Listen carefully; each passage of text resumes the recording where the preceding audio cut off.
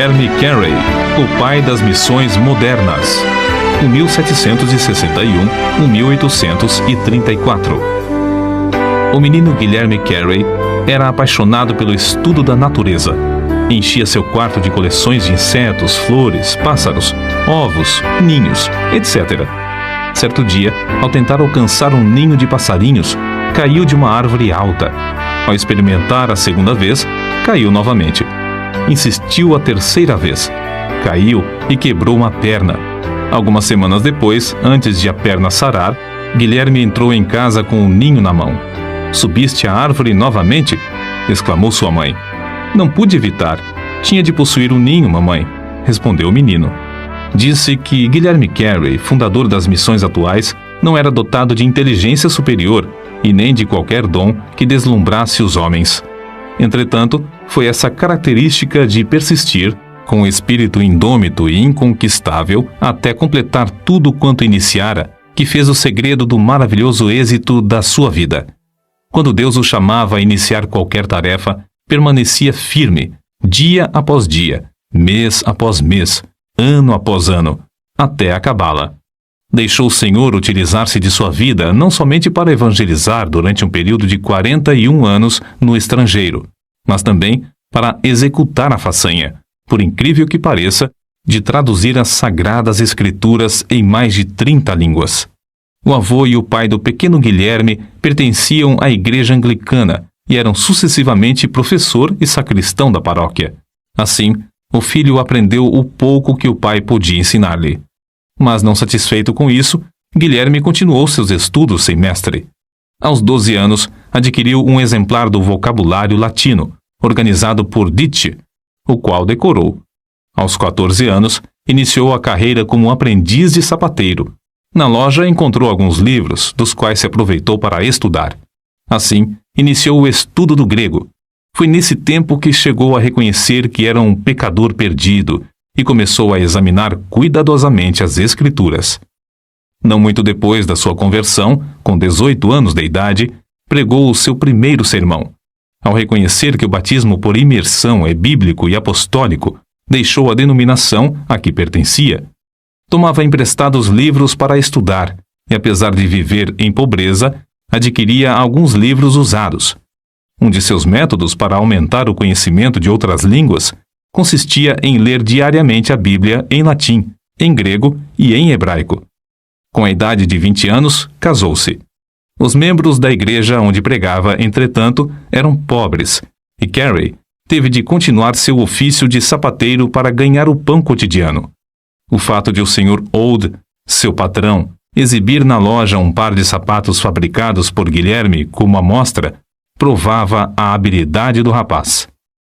Foi durante o tempo em que ensinava geografia em Malton que Carey leu o livro As Viagens do Capitão Cook, oportunidade em que Deus falou à sua alma acerca do estado abjeto dos pagãos sem o Evangelho. Na sua tenda de sapateiro, afixou na parede um grande mapa mundi, que ele mesmo desenhara cuidadosamente. Incluíra nesse mapa todos os dizeres disponíveis, o número exato da população, a flora e a fauna, as características dos habitantes, etc., de todos os países. Enquanto consertava sapatos, levantava os olhos de vez em quando para o mapa e meditava sobre as condições dos vários povos e a maneira de os evangelizar. Foi assim que sentiu mais e mais a chamada de Deus para preparar a Bíblia para os muitos milhões de hindus na própria língua deles. A denominação a que Guilherme pertencia, depois de aceitar o batismo por imersão, achava-se em grande decadência espiritual. Alguns ministros reconheceram a gravidade da situação e concordaram em passar 1 hora em oração na primeira segunda-feira de todos os meses, pedindo a Deus um grande avivamento. De fato, esperavam um despertamento, mas, como acontece muitas vezes, não pensaram na maneira que Deus lhes responderia. As igrejas de então não aceitavam a ideia, que consideravam absurda, de levar o evangelho aos pagãos. Certa vez, numa reunião do ministério, Carey levantou-se e sugeriu que ventilassem esse assunto, o dever dos crentes em promulgar o evangelho às nações pagãs. O venerável presidente da reunião, surpreendido, pôs-se em pé e gritou: "Jovem, Sente-se. Quando agradar a Deus converter os pagãos, Ele o fará sem o seu auxílio, nem o meu. Porém, o fogo continuou a arder na alma de Guilherme Carey. Durante os anos em que se seguiram, esforçou-se ininterruptamente, orando, escrevendo e falando sobre o tema que lhe fazia palpitar o coração: levar Cristo a todas as nações. Em maio de 1792, pregou seu memorável sermão sobre Isaías, capítulo 54, versículos 2 e 3. Amplia o lugar da tua tenda, e as cortinas das tuas habitações se estendam. Não o impeças, alonga as tuas cordas, e firma bem as tuas estacas, porque transbordarás à mão direita e à esquerda, e a tua posteridade possuirá as nações e fará que sejam habitadas as cidades assoladas. Discursou sobre a importância de esperar grandes coisas de Deus, e em seguida enfatizou a necessidade de tentar grandes coisas para Deus. O auditório sentiu-se culpado de negar o evangelho aos países pagãos, a ponto de levantar as vozes em choro. Foi então organizada a primeira sociedade missionária na história das igrejas de Cristo para a pregação da palavra de Deus entre os povos nunca evangelizados. Alguns, como Brainerd, Eliot e Schwartz, já tinham ido pregar em lugares distantes, mas sem que as igrejas se unissem para sustentá-los. Apesar de a sociedade missionária ter sido o resultado da persistência e esforços de Carey, ele mesmo não tomou parte na sua formação. O seguinte, porém, foi escrito acerca dele nesse tempo: aí está Carey, de estatura pequena, humilde de espírito, quieto e constante. Tem transmitido o espírito missionário aos corações dos irmãos, e agora quer que saibam da sua prontidão em ir aonde quer que eles desejem, e está bem contente que formulem todos os planos. Nem mesmo com esta vitória foi fácil para Guilherme Carey concretizar o sonho de levar Cristo aos países que jaziam nas trevas. Dedicava o seu espírito indômito a alcançar o alvo que Deus lhe marcara. A igreja onde pregava não consentia que deixasse o pastorado. Somente quando recebeu a visita dos membros da sociedade é que o problema foi resolvido. No relatório da igreja consta o seguinte registro: apesar de concordar com ele, não achamos bom que nos deixe aquele a quem amamos mais que a nossa própria alma. Entretanto, o que mais sentiu foi quando a sua esposa recusou terminantemente deixar a Inglaterra com os filhos.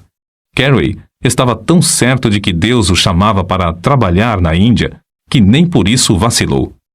Havia outro problema que parecia insolúvel. Era proibida a entrada de qualquer missionário na Índia. Sob tais circunstâncias, era inútil pedir licença para entrar. Foi nessas condições que conseguiram embarcar, mas, infelizmente, o navio demorou algumas semanas para zarpar, e pouco antes de partir, os missionários receberam ordem para que desembarcassem.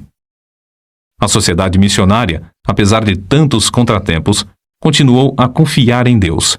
Conseguiram granjear dinheiro e compraram passagem para a Índia em um navio dinamarquês. Uma vez mais, Carey rogou à sua querida esposa que o acompanhasse, mas ela ainda persistia na recusa.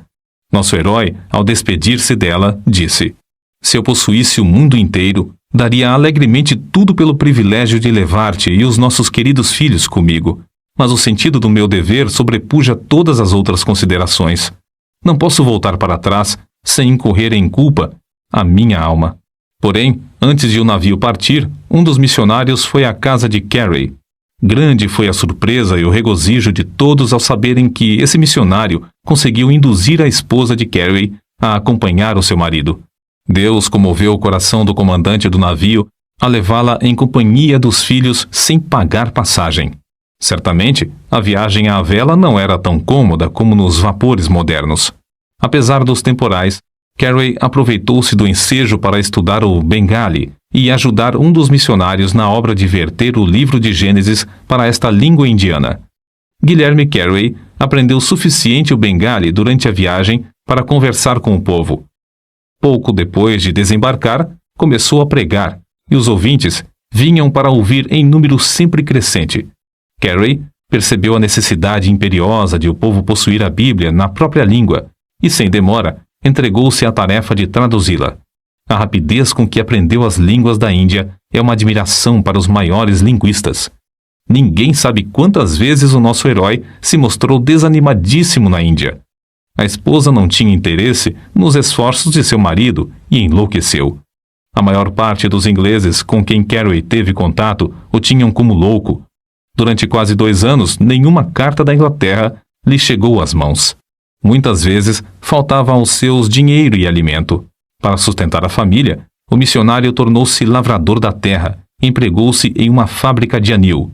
Durante mais de 30 anos, Carey foi professor de línguas orientais no colégio de Fort Williams. Fundou também o Serampore College, para ensinar os obreiros. Sob a sua direção, o colégio prosperou, preenchendo um grande vácuo na evangelização do país. Ao chegar à Índia, Carey continuou os estudos que começara quando menino. Não somente fundou a Sociedade de Agricultura e Horticultura, mas criou um dos melhores jardins botânicos do país, além de redigir e publicar o Hortus Bengalensis. O livro Flora Indica, outra de suas obras, foi considerada obra-prima por muitos anos. Não se deve concluir, contudo, que para Guilherme Carey a horticultura fosse mais do que um passatempo.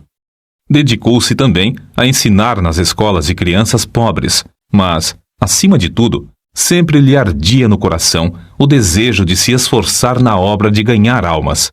Quando um de seus filhos começou a pregar, Carey escreveu: "Meu filho Félix respondeu à chamada para pregar o Evangelho."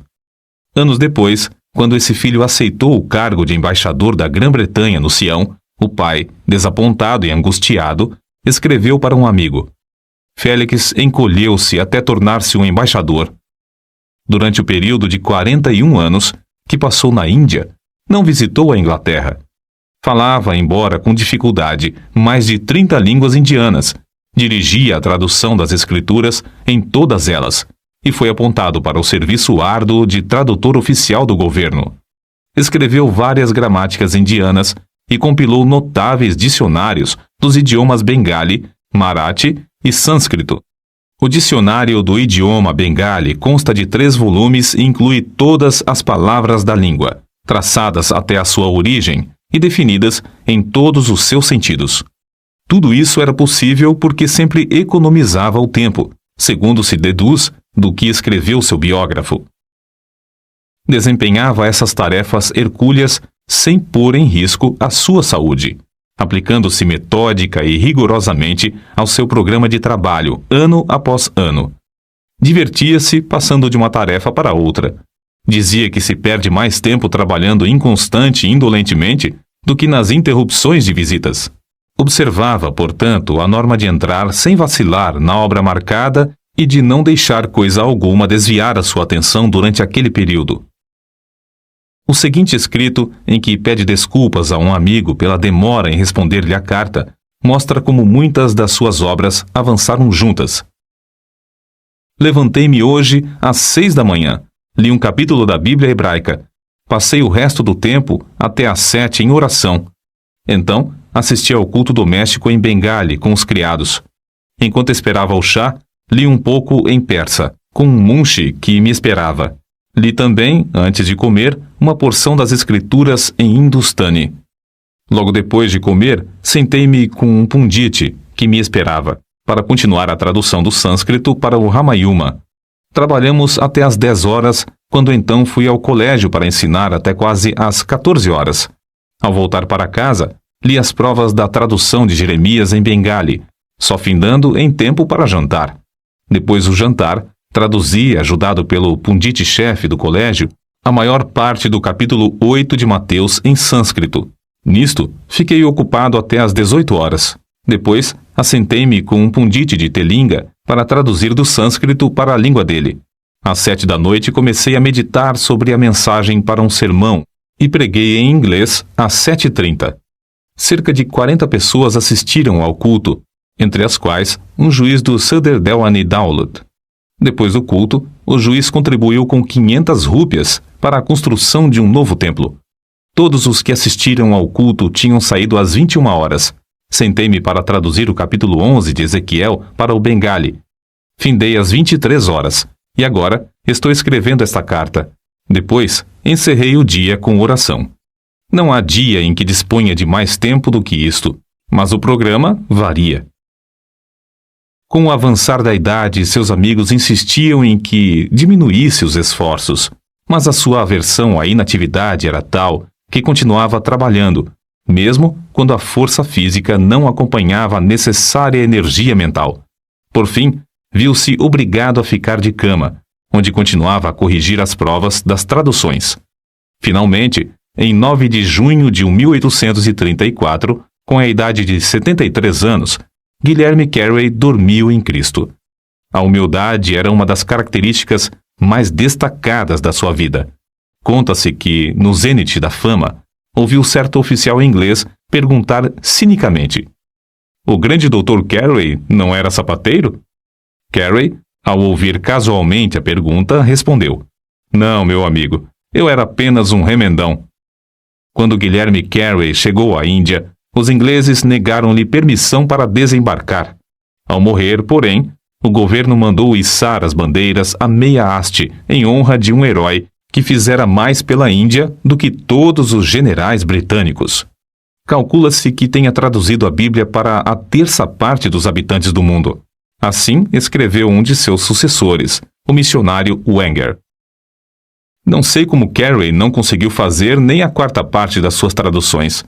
Faz cerca de 20 anos, em 1855, que alguns missionários, ao apresentarem o Evangelho no Afeganistão, acharam que a única versão que esse povo entendia era o Pushto, feita em Serampore por Carey.